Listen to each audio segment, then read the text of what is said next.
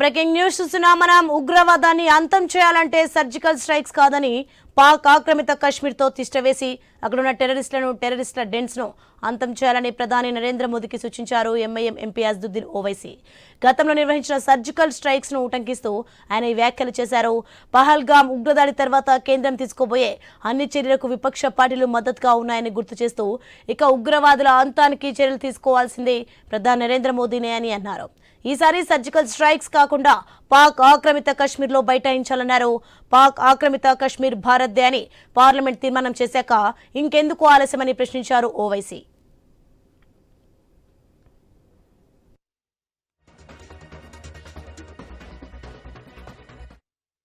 कुछ एक्शन ले रहे तो घर में घुस के बैठ जाना, घर में घुस के मारते बोले ना, अब घर में घुस के बैठ जाना, खत्म, ये होना चाहिए. गवर्नमेंट खुद बोल रही, एक बात सुनिए, पीओके नहीं, पीओके का रेजोल्यूशन है पार्लियामेंट का, भारत की पार्लियामेंट का रेजोल्यूशन है, वो भारत का है बोल के.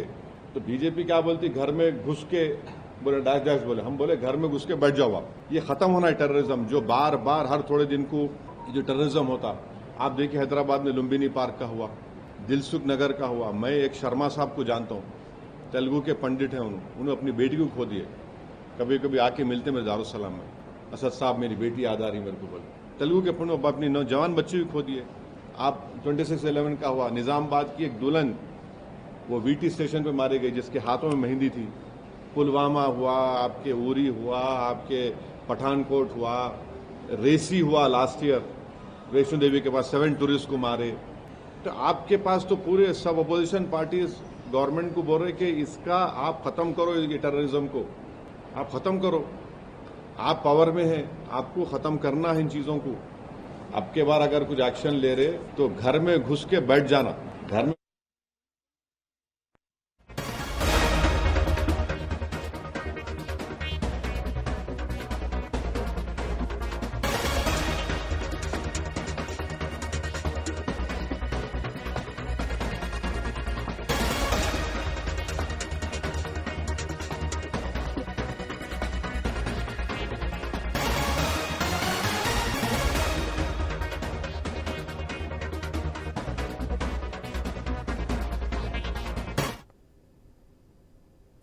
ఇక మరొక బ్రేకింగ్ న్యూస్ అంతోంది మనకి. పహల్గామ్ ఉగ్రదాడి విచారణలో మరిన్ని అంశాలు వెలుగులోకి వచ్చాయి. ఉగ్రవాదులకు సంబంధించిన విషయాలు ఒక్కొక్కటిగా బయటపడుతున్నాయి. దాడికి 20 రోజుల ముందు నుంచే పహల్గామ్లో టెర్రరిస్టులు నక్కి ఉన్నట్లు ఎన్ఐఏ అధికారులు గుర్తించారు. పర్యాటకులపై దాడులు చేయడానికి 6 ప్రాంతాలను టార్గెట్ చేశారు. హోటల్స్, టూరిస్ట్ స్పాట్స్ లో ఉగ్రవాదులు రెక్కి నిర్వహించారు. ఏప్రిల్ 4నే పహల్గామ్లోని హోటల్స్ దగ్గర ఉగ్రవాదులు తిరిగిన ఆనవాలను అధికారులు గుర్తించారు. పర్యాటకులుగా వచ్చిన వారిని బహిరంగంగా చంపాలని ఉగ్రవాదులు ప్లాన్ చేశారు. అయితే కాల్పులకు సాధ్యం కాకపోవడంతో పహల్గామ్లోని పబ్లిక్ పార్క్లపై ఫోకస్ పెట్టారు. షూటింగ్ స్పాట్ గా ఉన్న బేతాబ్ ఘాటి, ఆరు ఘాటి, అమ్యూజ్మెంట్ పార్క్లలో ఉగ్రవాదుల రెక్కి నిర్వహించారు. చివరకు బైసరన్ స్పాట్ లో ఉగ్రదాడికి పాల్పడ్డారు. బైసరన్ లో దాదాపు పావు గంట పాటు ఉగ్రవాదులు కాల్పులకు తెగబడ్డారు.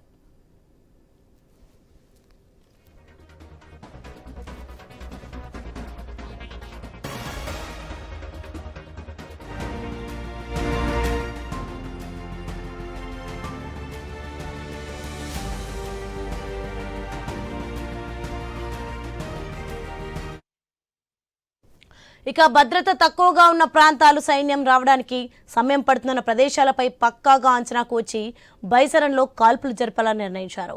పహల్గామ్ ఉగ్రదాడిపై ఎన్ఐఏ బృందం విచారణ చేస్తోంది. నిన్న పహల్గామ్ వచ్చిన ఎన్ఐఏ చీఫ్ సదానంద్ దాతే కాల్పులు జరిగిన ప్రాంతాన్ని పరిశీలించారు. పర్యాటకులను లక్ష్యంగా చేసుకోవడం, ఎక్కువ మంది ప్రాణాలు తీయడం వెనుక హాసిం మూసా మాస్టర్ మైండ్ ఉన్నట్లు ఎన్ఐఏ అధికారులు గుర్తించారు. గతంలో పాక్ ఆర్మీలో కమాండోగా పనిచేసిన హసీం మూసా తర్వాత ఉగ్రవాదిగా మారాడు.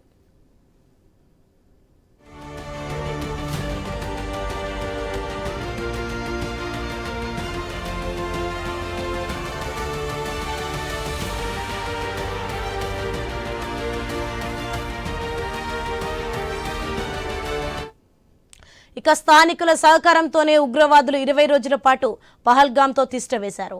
ఏప్రిల్ 4 నుంచి 10 వరకు పహల్గామ్ హోటల్స్ దగ్గర రెక్కీ నిర్వహించారు.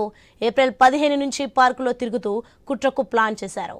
హోటళ్ల నుంచి తక్కువ మంది పర్యాటకులు బయటకు వస్తున్నారని, ఎక్కువ ప్రాణ నష్టం ఉండదని బైసరను ఎంపిక చేసుకున్నారు. దక్షిణ కశ్మీర్ అటవీ ప్రాంతంలోనే పహల్గామ్ ఉగ్రవాదులు ఉన్నట్లు ఎన్ఐఏ అధికారులు అనుమానిస్తున్నారు. భారీగా నిత్యావసరాలు, నీళ్లు సమకూర్చుకుని కొండ ప్రాంతాల్లో ఎక్కువ రోజులుండేలా గతంలోనే తర్ఫీదు వేసుకున్నారు. ఉగ్రవాదుల వేట భద్రతా దళాలకు సవాల్గా మారింది. అటవీ ప్రాంతంలో నక్కిన ఉగ్రవాదుల ఆచూకీ కోసం నిఘా వర్గాలు తీవ్ర ప్రయత్నాలు చేస్తున్నాయి.